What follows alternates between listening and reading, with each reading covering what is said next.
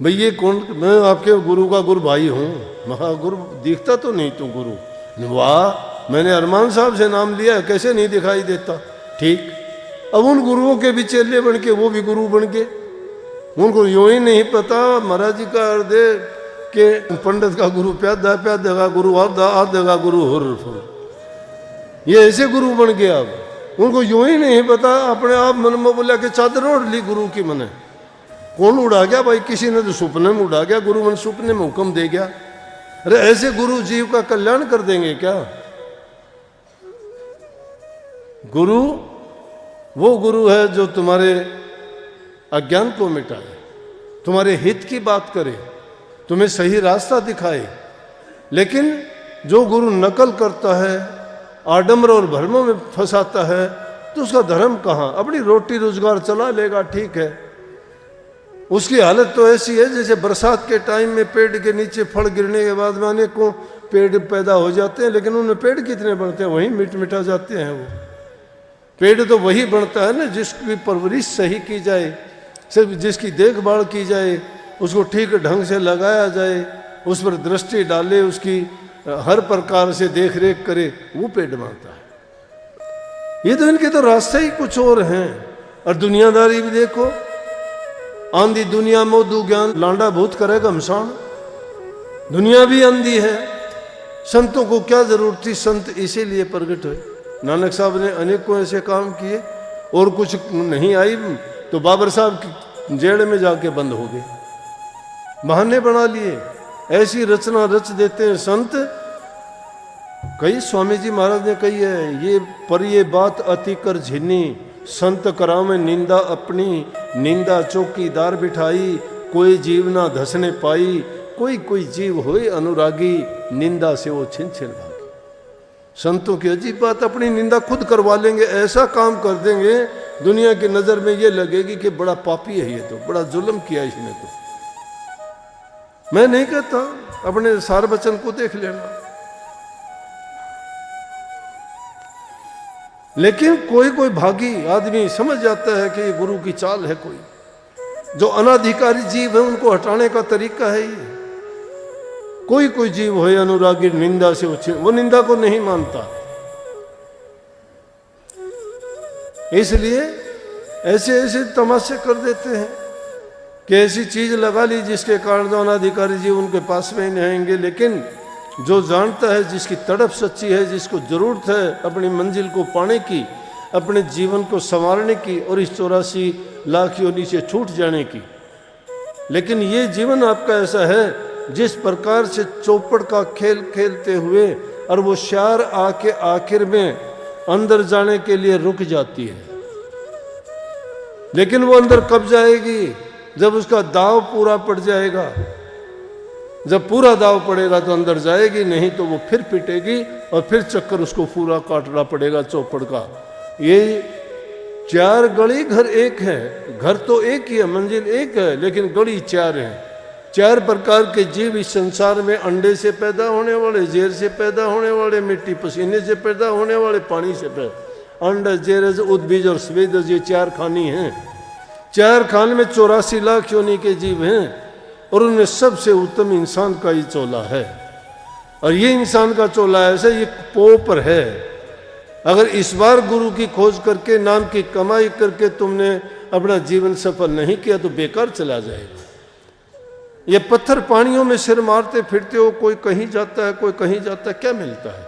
वो तो बेचारी मूर्ति तो बोलती नहीं, बना रखी है, अपना आप बना लेते हो कि अरे यूं तो आकाश की तरफ देख लिया करो। जब बरसात का मौसम होता है, बड़े बड़े बादल होते हैं, किसी की शेर जैसा मुंह बन जाता है, किसी का ऊंट जैसी गर्दन निकल जाती है, किसी का इंसान जैसा रूप बन जाता है बादलों में, तो वो क्या पूजा लायक हो? उनको भी मान ले कि ओह देखो ये वो है। इसी प्रकार से लोगों ने अपने भ्रम पैदा करके क्या क्या बना लिया। जिस दृष्टि से जिसको देखना शुरू कर दोगे वो वैसा ही बन जाएगा। तो आपकी दृष्टि में दोष नहीं होना, दृष्टि शुद्ध बनाओ।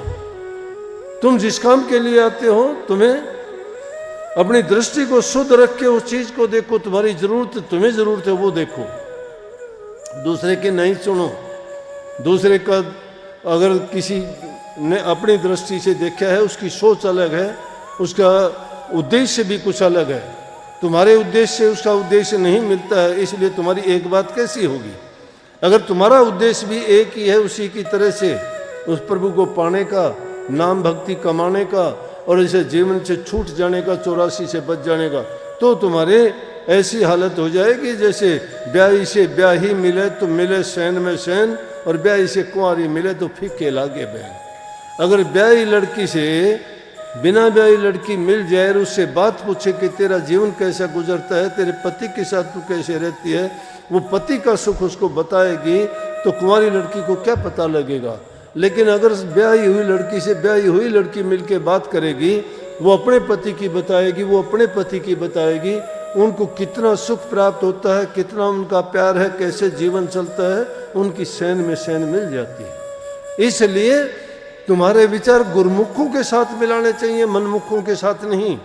जो लोग मनमुख हैं, अपने मन की कही करते हैं, मन के कहे में चलते हैं, उनके साथ अगर बैठोगे तो तुम्हारे विचारों को भी दूषित कर देंगे। दूषित करने के लिए थोड़ी सी चीज़ बहुत होती है, लेकिन संतों को सन्मुख रख के उनकी जो सिद्धांत हैं, नियम हैं और उनकी दी हुई शिक्षाएं हैं, उनको अगर हम सन्मुख रख के अपने विचार, अपना जीवन बिताते हैं तो हम पर उनका असर नहीं होता, उन बुराइयों का असर नहीं होता।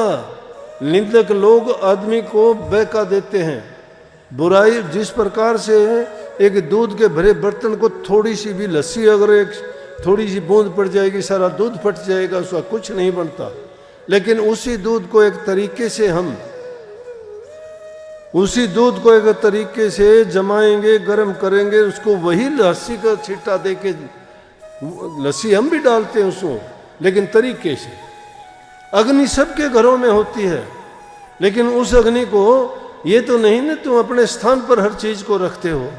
पानी को पानी की जगह रखते हो, अग्नि को अग्नि की जगह रखते हो, खाने पीने की चीज़ों को खाने पीने की जगह, जूतों को अलग चीज पे, अलग जगह पे रखते हो। ये तो नहीं ना कि तुम्हारे बिस्तरों में अग्नि रख दो, स्वाह हो जाएगी। ये तो नहीं ना तुम अपने अनाज को पानी में डाल दोगे, नहीं है, सारी चीज घर में मौजूद।